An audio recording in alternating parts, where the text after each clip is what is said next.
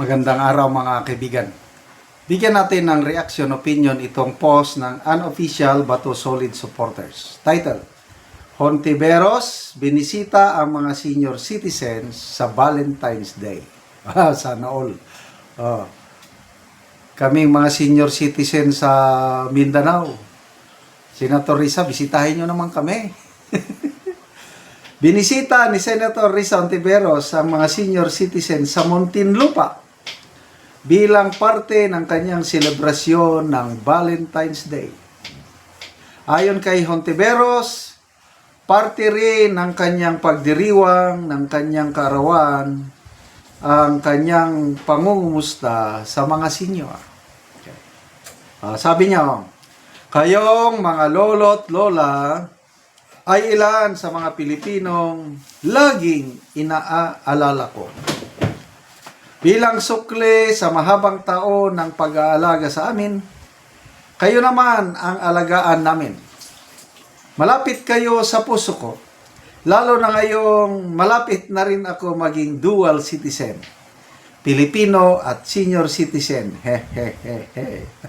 Ano kayang ibinigay? May hawak siyang bulaklak rose? Tanong, makakain ba ng senior citizen yung rose na bulaklak? Sana naman may papel. Anong klaseng papel? Violet, of course. Baka naman orange. Violet. Yung ano bang color ng 1,000? Blue. Blue. Kasi yung violet pala is 100 lang. Nandito may hawak siya na bulaklak, rose. Ano ba yan? We need cash, not flowers, Madam Reza. Okay.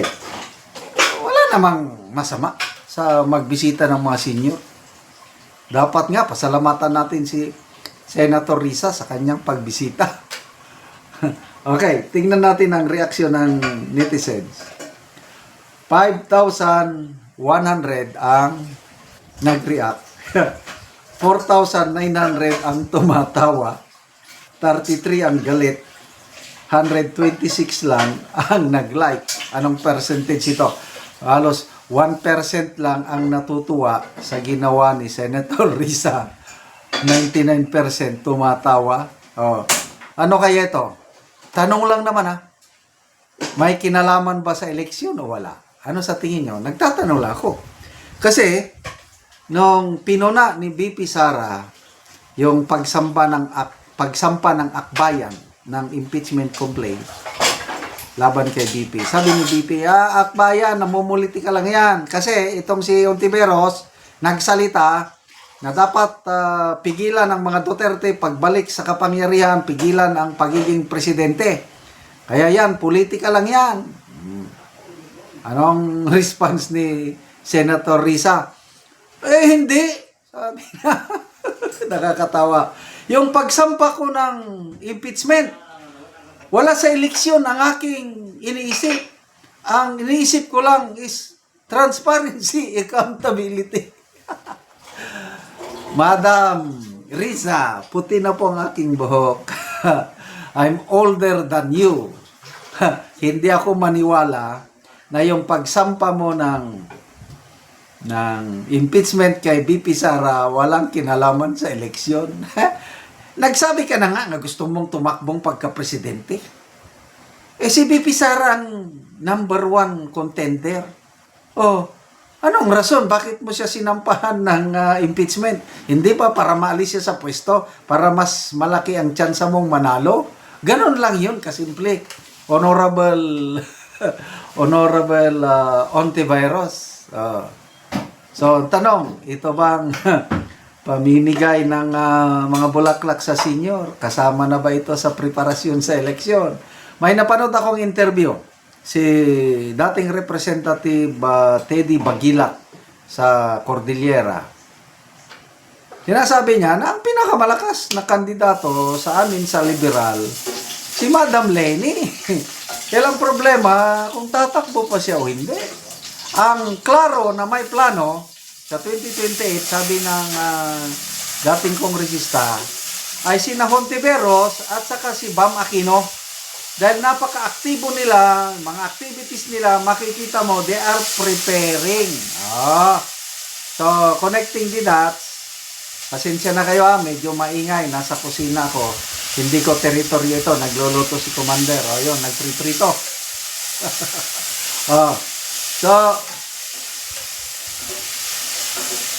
itong mga ginagawa, baka nagpaparamdam na nandito ako, nagmamahal sa inyo.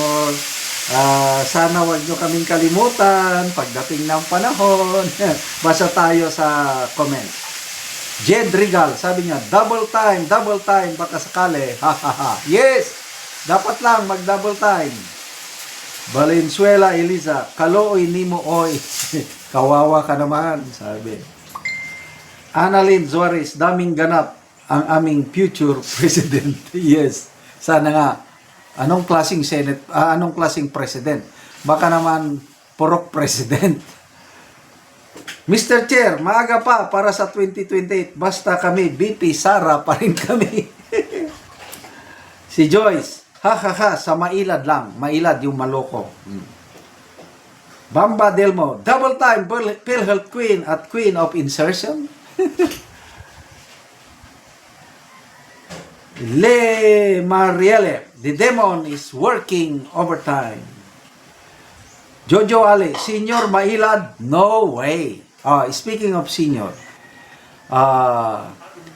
napansin ko sa mga survey, mga senior, lalo na yung mga diehard Marcos loyalists, marami ang sumusuporta kay Marcos Jr. Senior, I don't know kay Risa. Kay BP Sara, hindi masyadong madami ang senior. Ang madaming supporter ni BP Sara, mga youth. Mga age 30 and below. Nako, sobra 50% ang namimili o voters preference nila si BP Sara. Mga youth. Kasi nga ang youth nag-iisip na. Ang mga senior, kung minsan, basta. Kahit anong sabihin niyo, Marcos pa rin ako. May nakausap ako sa La Union. Sinabi niya, yan nga ang naririnig ko. May mga nangyaring hindi maganda sa administrasyon ni Mara Bongbong. Kahit anong sabihin nila, basta Marcos pa rin ako. Di wala tayong makawa. Marcos talaga sila. Okay, salamat mga kaibigan sa inyong pagsubaybay sa ating channel. Nakakatulong kayo ng malaki sa tribong Talandig ng Bukidnon dahil ang sweldo natin sa channel na ito is pantulong po sa tribo. Namimigay tayo ng libreng yero at pako para makapagpatayo sila ng mas maayos na tirahan. Panoorin nyo ang video na ito. Si Kuya ang natagaan og yero. Nani ang iyang atupan.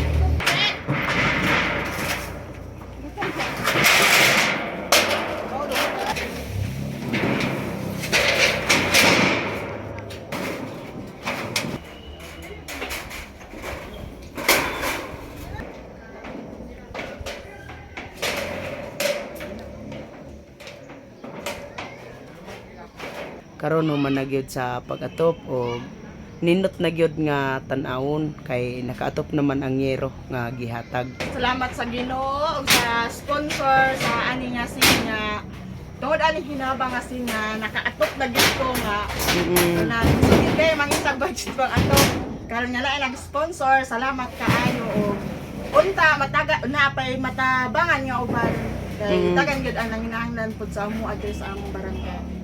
Oo, so ang natabangan diri sa Nakino nga kuan, so halos na 40 ka balay. Dagan-dagan na gyud mo. Dagan-dagan na. So dagan pa karon ang nanginahanglan. Daghan pag yun kay lisod kayong panahon na nagdawat ko lagi sa pagkaon yun. Taman ras pagkaon. Sa pagkaon. So salamat kayo. Salamat po.